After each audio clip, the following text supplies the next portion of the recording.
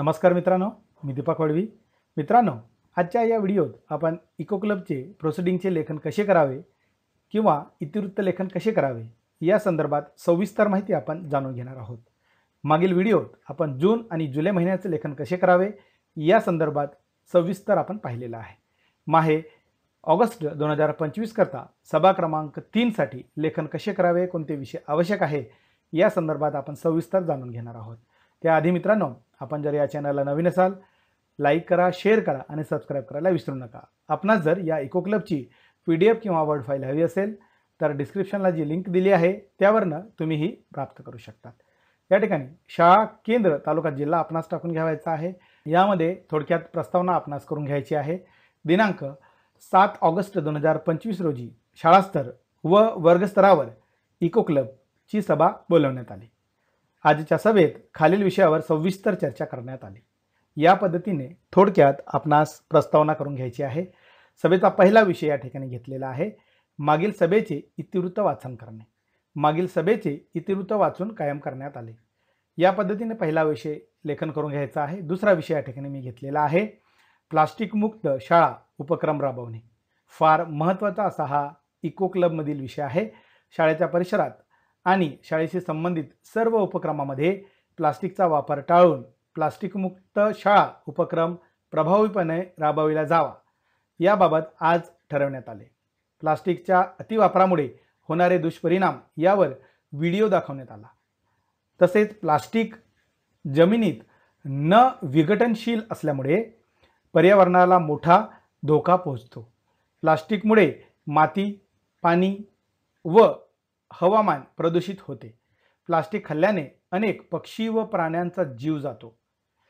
Plastic टाळण्याच्या सवयीमुळे विद्यार्थी पर्यावरणपूरक जीवनशैली अंगीकारतात.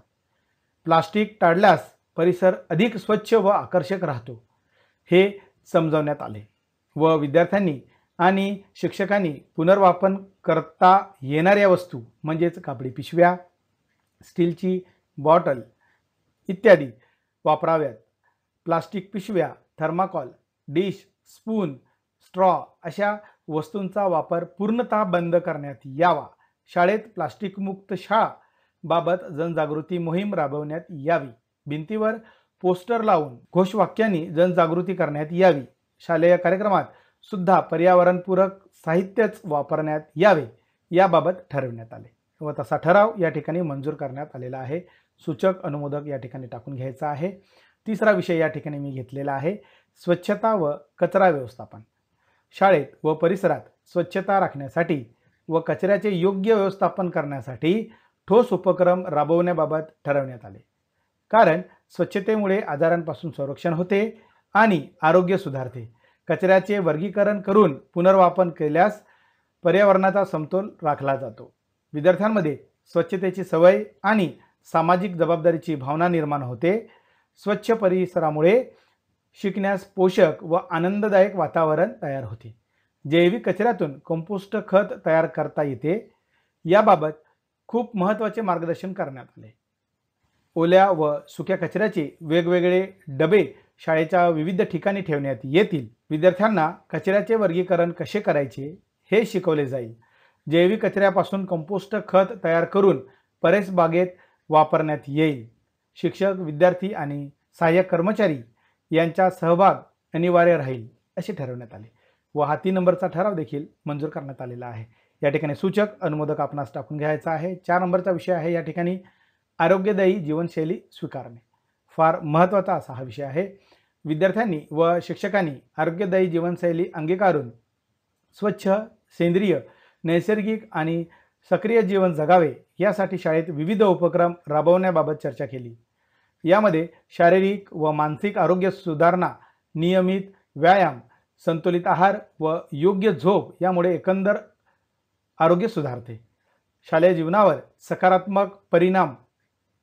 आरोग्यदायी जीवनशैलीमुळे एकाग्रता, स्मरणशक्ती आणि अभ्यासात प्रगती होते व सेंद्रिय व ताज्या अन्नपदार्थाचा वापर केल्यास आजार होण्याचे प्रमाण कमी होते.